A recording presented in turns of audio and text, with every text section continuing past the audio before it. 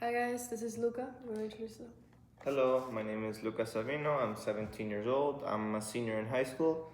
I'm an Eagle Scout and I'm a lifelong advocate for scouting. All right. So, how does how do you feel now being a senior, just like me, like going into college and stuff?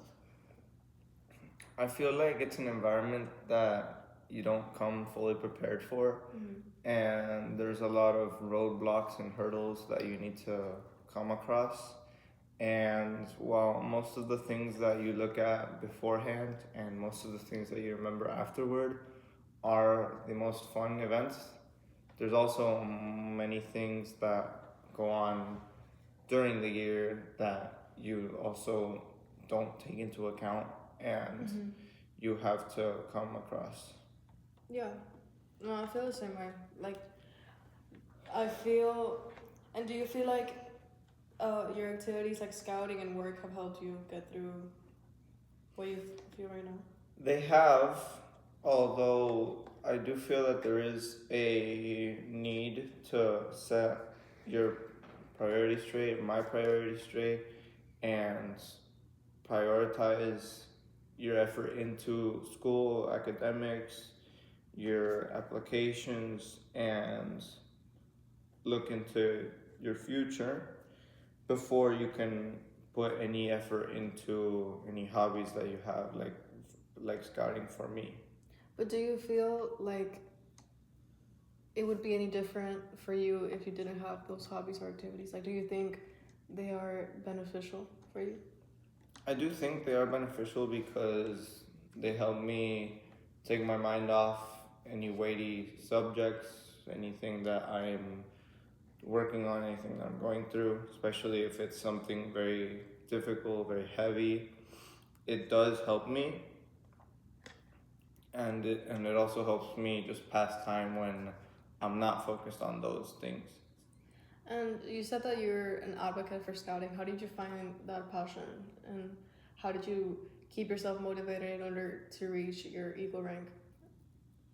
Well, I discovered scouting when I was very young, and through the years, I've been able to develop the mind and the mindset of a scout, and I've been able to embody what a scout signifies and what a scout is supposed to demonstrate. And I really just hope I can show this to others that I meet within scouting and in the world. How do you feel like the different communities that you've built throughout your life, your school, your family, your scouts, your work, have helped you become a better person, or have they impacted your mental health in a positive way? What do you mean, communities that I've built? Like, uh, there's different environments that you build whenever you go. So you have your school environment, you have your scouting environment, you have the people that you work with, you have your family. Do you feel like the building of these new communities, and I mean the meeting of new people, if that makes more sense? Well, I can't really say I built this environment because that wouldn't be very appropriate to say.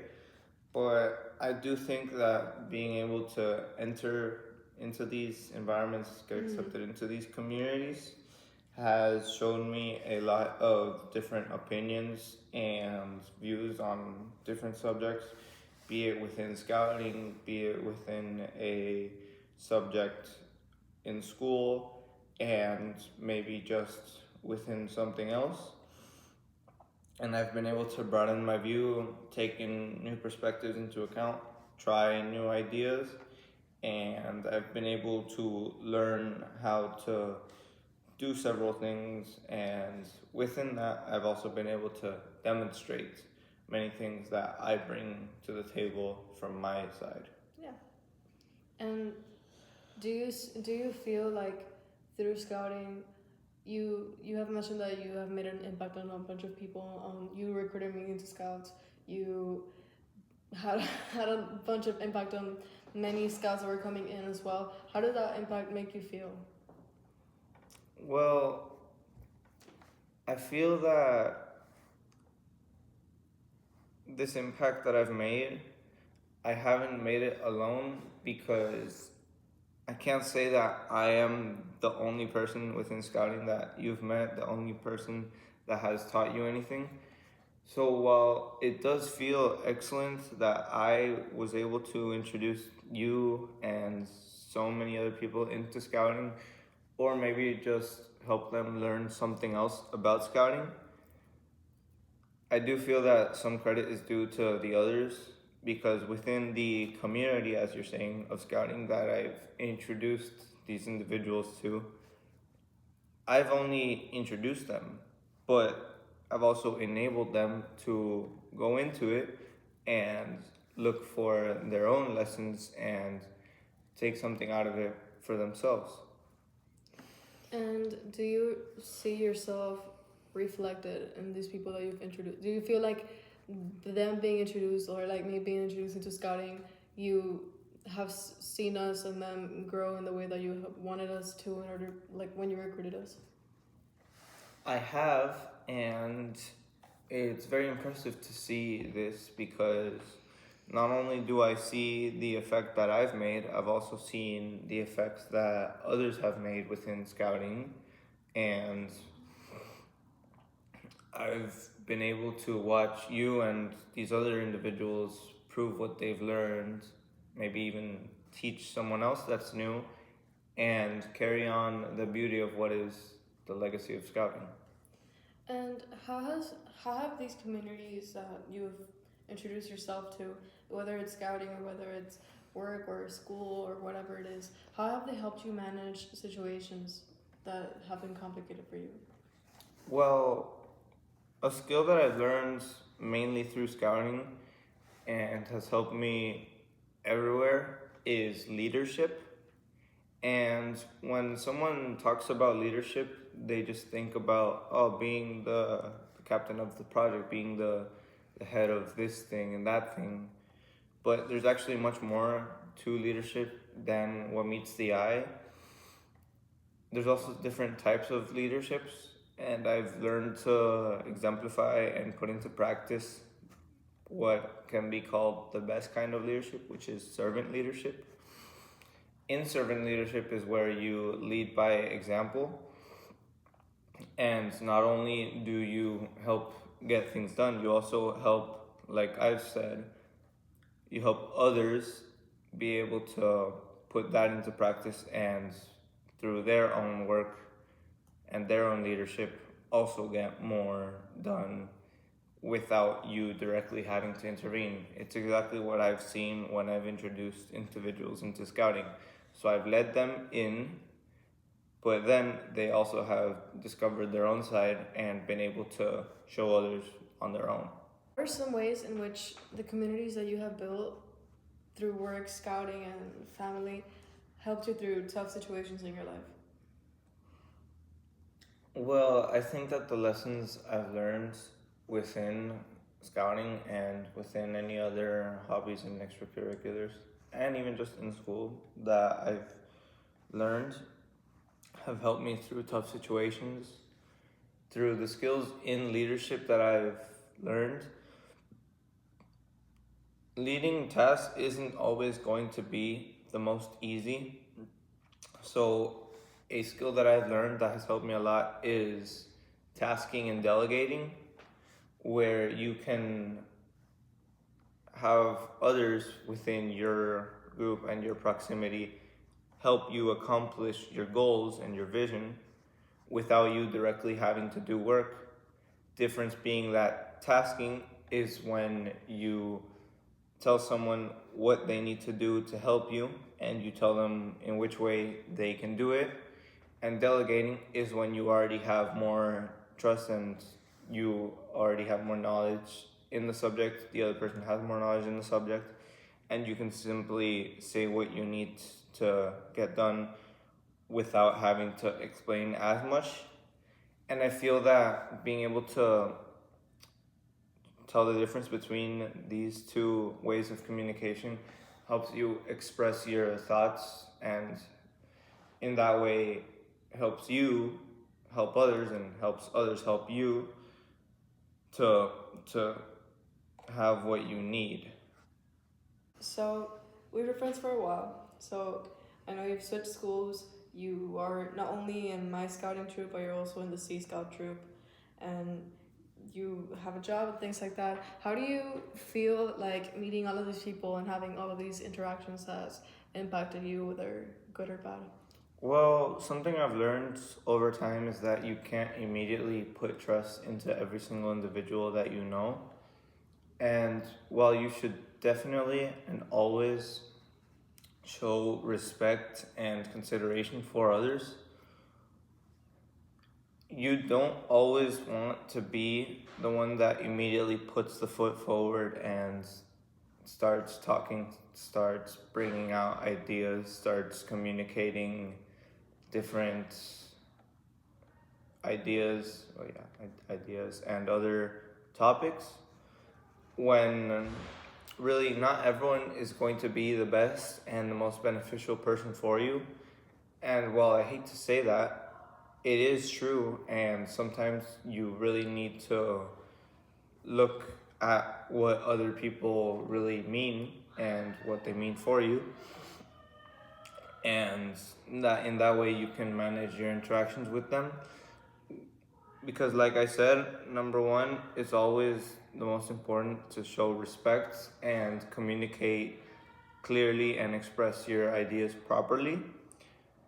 Sometimes you won't receive the best response, and in those cases, it's always important to reassess the situation on your own. If it's appropriate, you can discuss it with another individual, and if it's not, then you need to speak clearly, express your ideas clearly, and let your voice speak out so the other person can hear it. And perhaps, like that, any issues that have come can be resolved. And if they haven't, then maybe it's just time you step away. I know you've told me before that you had some experiences with cyberbullying. If you feel comfortable enough to speak about it, how do you feel like these experiences have shaped you into who you are today? And how do you feel like these experiences that happen to others as well, how do you feel like they can manage that? Well, yes, not only just cyberbullying, but also like traditional, real bullying. All bullying is real. It's just there's different types of bullying. Yes, but like the old school bullying. Yeah. Yeah. Like put yourself against the locker bullying. Yeah. Okay. So, well, it's not a laughing matter like we're laughing about it. It's actually something very serious. Yeah. And it's really, really not the best to be on the other side of that problem and be facing those experiences. I feel that I have come out in a way stronger and smarter after facing these experiences, because within cyberbullying, I have learned when it's just time to put the phone down, walk away, talk to someone else, or just find something to do. And within bullying, sometimes it's the environment that I'm putting myself in. Like, for example, when I used to attend the school that I did attend, I was suffering a lot from bullying, from bad grades, and just an unhealthy environment. And while it did take a toll on me and a toll on some of my friends that I had to leave that school, it ultimately was the best for me because I was no longer in that environment. And I went into another school where I was happy and I was able to maintain my grades high and really set myself back on track. Do you feel like it was really hard for you to make that decision of changing into another new environment? Because I feel, and I know personally, that a lot of people stay in like a bad situation, whether that be a relationship, a friendship, or whatever it is, because they don't want to leave something that they have. How did you know that it was the right decision to switch environments? Well, I'm not gonna say it was an easy decision. Without making myself look narcissistic, it was not a hard decision, because at one point it was just clear to me that this wasn't the right thing for me and that I just couldn't be there anymore. And while I am strong in the sense that I know how to assess my situation and look at what's going on and define properly my course of action. I do know that some individuals aren't as strong in that sense and would allow themselves to be hurt when I fortunately was able to take myself out of that unfortunate situation before anything actually hurt me. And how do you feel like those individuals that maybe do not have the same strength or the same courage just yet of making a big decision just like you did? How do you feel, or what did you do personally that helped you cope or manage the situation while you were still in that environment that can maybe help them? Well, I did find friends and other individuals that I can talk to and express my thoughts about. Also, the environment at home, fortunately for me, is a nice environment. So I was able to express my thoughts at home, and that's where the idea sprouted, where maybe I'm just not in the best environment at school. And the idea that I want to get across is that you can find other people that you can speak to and people that you can trust. But not everyone is going to be able to find these types of people immediately. So, in those situations, the best that one can do is assess their situation just like you are supposed to do, even if you are able to communicate your thoughts. And if you're not able to communicate your thoughts immediately, you can write them down, maybe record a audio or a video expressing your feelings. And even just the thought of listening back to that can help you define what your feelings are and maybe even help you set a course of action by yourself. And this also goes the same if you are able to communicate it to someone, because not only are you also thinking about it more while you speak, but you're also taking it more slowly, and you're also hearing more opinions, although it's not always necessary. Yeah, and it's important to think about you're not the problem, you know what I mean? Maybe Yes. the other person is also going through something and they're just expressing it in the wrong way. So also it's important to keep in mind that it's nothing against you and it's not you. It's just maybe they're going through something and I have to think about that too. And yeah, maybe I'm not managing the same way that they are, and maybe their way is wrong, but I'm not one to judge, and I should just go on forward and live my life like you did, you know? Yes. So, While you are not always the problem, it is always imperative that the solution and defining the next course of action does come from you. yeah. Yes, you can have help from others, but ultimately, what happens to you always will fall on you.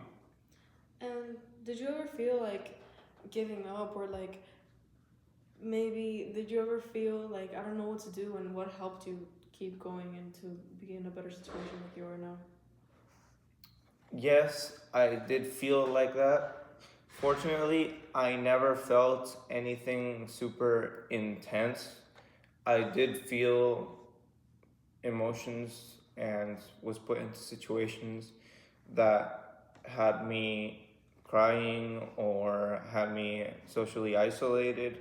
And there's nothing wrong with that, right? Yes, there is nothing wrong with that, and that's perfectly natural. In those situations, being in that predicament, I guess you could call it, would be sometimes even the best for me, because I was able to take a step back, and while my mind wasn't in the best spot, I was able to leave it to my thoughts and be able to think more clearly about what was going on. And within that, I was able to decide maybe what was the next best thing to do. And most times, the best thing to do was wait it out and go into a better place, find another person to be with at the moment, even if it wasn't a very trusted person or someone I was very comfortable speaking my thoughts to. I was still able to go to this other person and maybe, without speaking about this situation, speak about something else that did help still, because I was able to put it off for maybe just a few minutes. And after going through this experience, did you feel like with all of your thinking and all of your assessing yourself, did you feel like you improved in a way? I did, because after these situations, I was able to become a more socially aware person. I was able to express my thoughts more clearly. I was able to look better into someone, what they mean, and what they stand for. And that way, I can properly think about how much trust I want to put into someone, how close I want to develop my relationship with someone, and if they are simply the best or not the best person to be around. What advice would you give to someone that is currently going through that experience right now of cyberbullying or any bullying in general? Well, if it was cyberbullying, the first step would be to walk away from the device and find someone to speak face to face to. And for, in general, bullying that includes cyberbullying, yes, find someone to speak face to face to, someone that you can trust. And if you need to take immediate action, you can find someone that, even though you don't trust them, at least you do know they will not be bullying you or hurting you, and speak to them. Maybe if it's not about your emotions or what you're going through, but speak to them about something else that you like and another topic that you enjoy, so you can take your mind off of it. And then you find someone that you actually can trust, and you have a more serious discussion. It doesn't have to be something very formal, it can be something really chit chat, but you do need to keep it serious and on topic, because you do need to express your feelings and ask for help. And in that way, the other person will always be looking at it from a different perspective that you will never fully understand yourself. And perhaps that way they can find help for you. It's always best if you can speak to multiple individuals about it. One at most is fine, but finding more help about it is going to make the situation even better. And ultimately, it will fall on you to make the decision to change your environment, be it change your schedule, change what school you go to, or simply sometimes you just give your bully the cold eye, give them the back, don't give them the satisfaction of what they want, and put yourself into this better situation that you need to be in and that you deserve to be in. And lastly, how do you feel like all of these experiences that you've gone through in your life and the scouting, work, school, and cyberbullying, how do you feel like they have shaped the way that you treat others now? Well, I do believe that within scouting, because how much emphasis is put on being trustworthy and being kind, and your interactions with others, your duty to others, your duty to your country, it's all so you can be built to be a respectful, kind individual that's able to communicate properly, work properly, and carry out ideas and express their thoughts, so you can function properly as an individual within society.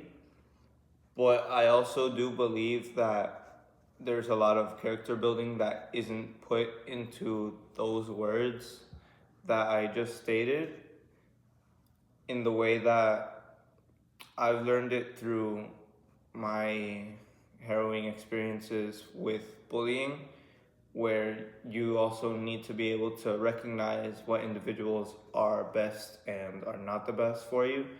And you also need to be able to show respect regardless of the individual. Like, even for your bullies, you need to show respect to them.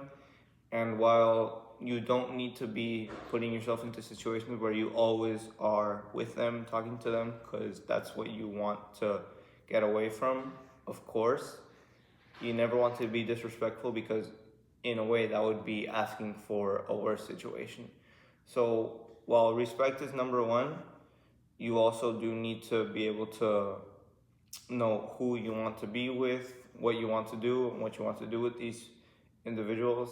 And with any individual, you need to be able to communicate properly and respectfully, and be able to keep things the way that you want them and you need them to be, so it's healthy for you and it doesn't put anyone in a worse situation. And also maybe think about, maybe there are things that you can better of yourself. There's nothing wrong with like realizing that maybe I'm doing this wrong and maybe me changing this can lead me to meeting better people, right? Like there's nothing wrong with that, and it doesn't mean you're a bad person. It's just you're looking upon yourself and you're improving yourself, right? Yes, that's correct. Right. While you do need to be able to communicate with others, you also do need to be able to view the situation that you are in and decide what are the next steps to do. Perhaps be it I need to change myself in the way that I can't be in this place anymore. I need to go somewhere else. I need to change schools. Need to change my class. Or maybe I need to stop being so open with others. Stop trusting people so easily. Maybe you need to use your voice less and be open to hearing more, because it's always important to never be so full of yourself that you can't listen to what others need to say, because it's always important to know that you are not the only person in the world and you are not the only person that can help yourself. And sometimes it's important to be able to open your perspective to what others need to say, because in that way you can learn more and you can be able to you'll be able to carry out more projects and more ideas easily. Because something I've learned within scouting is that there is no room at all for ego. Within scouting, the main idea is character building, leadership, and teamwork.